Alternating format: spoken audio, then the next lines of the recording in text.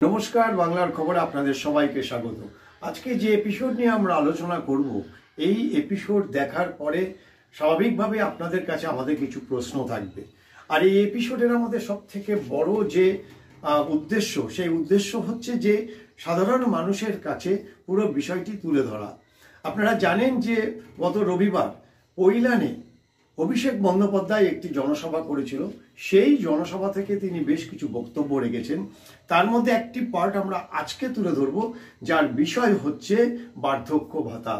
এই কৈলানের জনসভা থেকে তিনি একদম সরাসরি খোলা মঞ্চে দাঁড়িয়ে মাইকে তিনি জানিয়েছেন যে ডায়মন্ড হারবারের যে লোকসভা কেন্দ্র, সেই লোকসভা কেন্দ্রে প্রায় ৭৬,১২০ জন বৃদ্ধকে, অর্থাৎ যারা বৃদ্ধ বয়স হয়েছে তাদেরকে তিনি বার্ধক্য ভাতা দেবেন মাসিক ১,০০০ টাকা করে।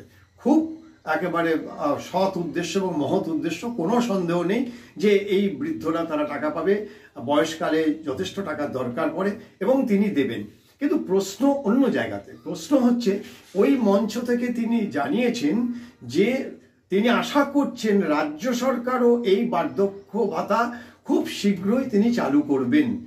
এমনকি কেন্দ্রীয় সরকারের প্রতি তিনি কোনো রকম তার উপরে ভরসা না রেখে সরাসরি বলেছেন যে কেন্দ্রীয় সরকারের ওপরে কোনো বিশ্বাস নেই বা তাদের ভরসাও নেই, তাদের কথা বাদ দিন, রাজ্য সরকার শীঘ্রই এই বার্ধক্য ভাতা তারাও চালু করবে। আর ঠিক এখান থেকেই বেশ কিছু প্রশ্ন উঠে আসছে।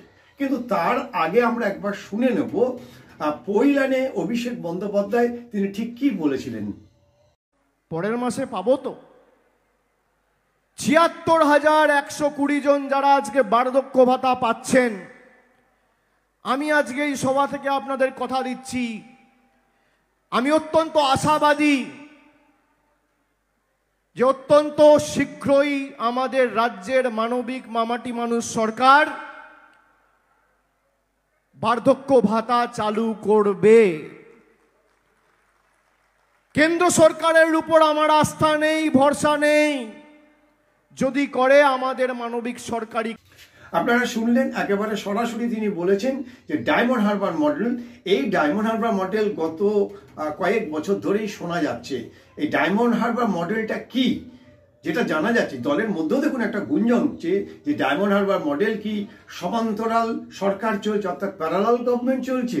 অভিষেক বন্দ্যোপাধ্যায়ের কথা কিন্তু বারবার করে ফুটে আসছে যে ডায়মন্ড হারবারে তিনি যেভাবে পরিচালনা করছেন বা সংসদীয় এলাকাতে তিনি যেভাবে এখানে উন্নয়ন করছেন, সেটা পশ্চিমবঙ্গের আর কোথাও সম্ভব না। আর কেন্দ্র সরকার তো বাদই দিন, পশ্চিমবঙ্গেও অন্য কোথাও এই এতটা উন্নয়ন কোথাও হয়নি। তিনি এখানে তথ্য তুলে ধরেছেন। যে তথ্য তিনি সব থেকে বেশি তুলে ধরেছেন, যেটা আজকের আমাদের আলোচনার বিষয়, এই ৭৬,১২০ জন বৃদ্ধকে বার্ধক্য ভাতা দেওয়া। এখানেই থেকে প্রশ্ন উঠছে যে তিনি যেটা বলেছেন রাজ্য সরকারও খুব শীঘ্রই চালু করবেন, অর্থাৎ রাজ্য সরকার কি তার মানে এই বার্ধক্য ভাতা চালু করেনি? কিন্তু আমরা যদি রাজ্য সরকারের যে অ্যাপস রয়েছে বা তাদের যে কর্মসূচি রয়েছে, দুয়ারে সরকার, দিদির সুরক্ষা, এগুলি যেখানে রয়েছে, আমরা কিন্তু সরাসরি প্রত্যেকেই জানি যে বহুদিন আগেই রাজ্য সরকার ৬০ বছরের ঊর্ধ্বে যারা বৃদ্ধা রয়েছেন তাদেরকে বার্ধক্য ভাতা চালু করেছেন নগদ ১,০০০ টাকা করে। এমনকি লক্ষ্মী ভাণ্ডারে যারা ৬০ বছরের ঊর্ধ্বে চলে আসছেন, যারা এতদিন লক্ষ্মী ভাণ্ডার পেয়েছিল, সেই লক্ষ্মী ভাণ্ডারে যারা বৃদ্ধা তারাও এই বার্ধক্য ভাতা পাবেন যদি তাদের ৬০ বছর অতিক্রান্ত হয়ে যায়। ফলে অভিষেক বন্দ্যোপাধ্যায় তিনি যে দাবি করছেন রাজ্য সরকার শীঘ্রই চালু করবেন, কোনটা ঠিক বলুন তো? মিথ্যে কথাটা কে বলছে? অভিষেক বন্দ্যোপাধ্যায় বলছেন নাকি রাজ্য সরকার বলছেন? অর্থাৎ মমতা বন্দ্যোপাধ্যায় মস্তিষ্ক প্রসূত। এই যে বৃদ্ধদের হাতে টাকা তুলে দেওয়া বা বিভিন্ন দিদির সুরক্ষা কবচ নিয়ে বিভিন্নভাবে সাধারণ মানুষের নানা খাতে, জনপ্রকল্প খাতে তাদেরকে সুযোগ সুবিধা পাইয়ে দেওয়া, দুয়ারে সরকার করে কর্মসূচি করে বাড়িতে বাড়িতে একেবারে পাড়ায় পাড়ায় এসে তার সমাধান করা, এ সমস্তটাই মস্তিষ্ক কিন্তু মমতা বন্দ্যোপাধ্যায়।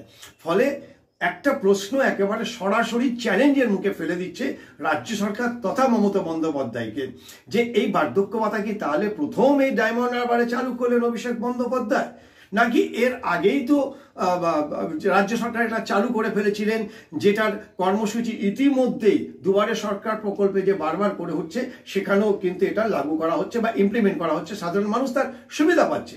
কোনো অসুবিধা নেই। একটা বৃদ্ধ বা বৃদ্ধা যাদের কোনো আয় নেই, রোজগার নেই, তারা যদি 1000 টাকা করে পায় অতি উত্তম কথা, এখানে কোনো দ্বন্দ্ব নেই, কোনো কিছু নেই। কিন্তু অভিষেক বন্দ্যোপাধ্যায় যেটা তুলে ধরার করে বারবার করে চেষ্টা করছে যে তিনি যেটা করছেন সেটাই হচ্ছে আসল মডেল, ডায়মন্ড হারবার মডেল, অর্থাৎ রাজ্য সরকার এবং কেন্দ্র সরকার তাকেই অনুসরণ করা উচিত। তিনি খোলা মঞ্চ থেকে অনেকবারই বলেছেন যে কোথাও এরকম হয় না, অর্থাৎ প্রধানমন্ত্রীর যেখানে সংসদীয় এলাকা তা সেখানেও কিন্তু এই ধরনের ঘটনা ঘটেনি বা ডায়মন্ড হারবারের মতো মডেল দেখা যায়নি। আর এখান থেকেই বারবার করে প্রশ্নটা হচ্ছে তিনি কাকে চ্যালেঞ্জ করছেন?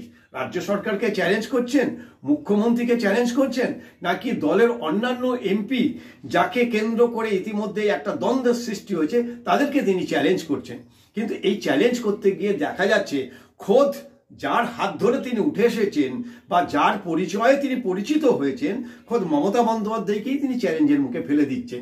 কারণ এই বার্ধক্য ভাতা বহুদিন আগে থেকে রাজ্য সরকার চালু করেছেন এবং মমতা বন্দ্যোপাধ্যায় বহুদিন আগে সাধারণ মানুষের কাছে পৌঁছে দিয়েছে। এই একটা প্রশ্ন কিন্তু উঠছে। আরো একটা প্রশ্ন যেটা এবারে যে মেইন যে প্রশ্নটা আসছে আপনাদের কাছে, এই যে ৭৬,১২০ জন বৃদ্ধকে তিনি বার্ধক্য ভাতা দিচ্ছেন প্রতি মাসে 1000 টাকা করে, যদি গুণ করা যায় তাহলে দেখা যাবে যে প্রত্যেক মাসে ৭,৬১,২০,০০০ টাকা করে তাকে দিতে হবে। প্রশ্ন, বলুন তো কে দিচ্ছে এই টাকাটা? কোথা থেকে পাচ্ছে? প্রায় 8 কোটি টাকা করে প্রতি মাসে বার্ধক্য ভাতা কে দিচ্ছে? টাকাটা কোথা থেকে টাকাটা আসছে এটা খোঁজ করবেন না? ইডি, আয়কর বা আদার্স যারা তদন্তকারী সংস্থা আছে তারা খোঁজ করবে না? অভিষেক বন্দ্যোপাধ্যায় তিনি এই যে টাকা যে খরচ হচ্ছে বা কোথা থেকে আসছে আয়ের উৎস তিনি কি জানাচ্ছেন? তিনি কি জানিয়েছেন যে প্রতি মাসে 8 কোটি টাকা অর্থাৎ বছরে প্রায় 100 কোটি টাকা কে দিচ্ছে বলুন তো এই টাকাটা? ডায়মন্ড হারবার মডেল, ডায়মন্ড হারবার মডেল, ডায়মন্ড হারবারে মানুষ পাচ্ছে, ভালো কথা, কিন্তু টাকাটা দিচ্ছে কে? এই 100 কোটি টাকা কে দিচ্ছে প্রতি বছরে? এই প্রশ্নগুলি উঠবে না? আপনারা করবেন না প্রশ্নগুলি? দেখুন, সাংবাদিকদের প্রশ্ন কাজ হচ্ছে প্রশ্ন করা, আমরা প্রশ্ন করছি। এটা প্রথম কথা হচ্ছে যে এই ডায়মন্ড হারবার মডেলটা কি। দ্বিতীয় কথা হচ্ছে যে বৃদ্ধ ভাতা দেওয়া হচ্ছে, যে বার্ধক্য ভাতা দেওয়া হচ্ছে, অভিষেক বন্দ্যোপাধ্যায় দাবি করছেন রাজ্য সরকার শীঘ্রই চালু করবে। তার মানে কি রাজ্য সরকার এতদিন ধরে দেয়নি? কিন্তু বাস্তবে তো দিচ্ছে, এটা দীর্ঘদিন ধরে দিচ্ছে। তাহলে কেন ফের তিনি আবার বলছেন যে চালু করবেন? আর এই বার্ধক্য ভাতা তিনি দিচ্ছেন তার সংসদীয় এলাকাতে যে মাসে 8 কোটি টাকা করে, এই টাকাটা কে দিচ্ছে?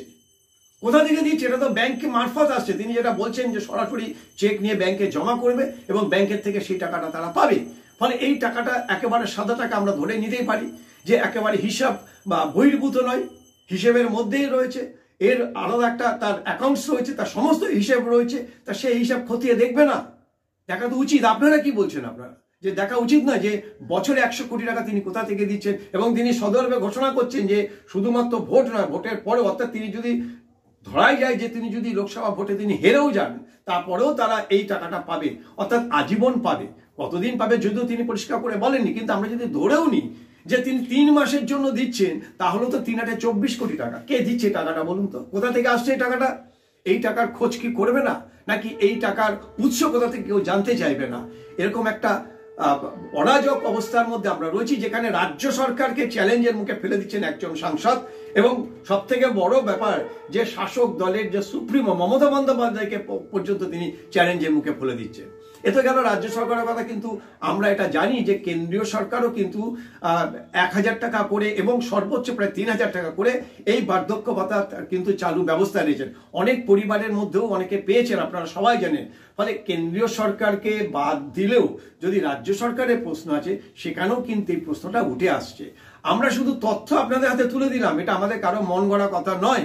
অভিষেক বন্দ্যোপাধ্যায় যা বলেছেন আমরা তার বক্তব্য আমরা তুলে ধরলাম, আপনাদের কাছে প্রশ্ন রাখলাম। আপনারা ভেবে চিন্তে দেখুন যে এই প্রশ্নের উত্তর আপনারা দেবেন কিনা বা আপনারা প্রশ্ন করবেন কিনা, আপনাদের মধ্যে প্রশ্ন উঠছে কিনা। আমাদের কাজ আপনাদের মধ্যে তথ্য তুলে ধরা এবং এই ধরনের প্রশ্ন যাতে আপনাদের মনের মধ্যে আসে সেটা তুলে ধরা। যদি প্রশ্নের উত্তর দিতে হয় অবশ্যই সাবস্ক্রাইব করবেন আমাদের চ্যানেল। আমাদের প্রশ্নের উত্তর আপনারা কমেন্টসের মাধ্যমে লিখে পাঠাবেন। আমরা আশায় রয়েছি আপনারা এই প্রশ্নের জবাব দেবেন এবং আপনাদের মতামত জানাবেন।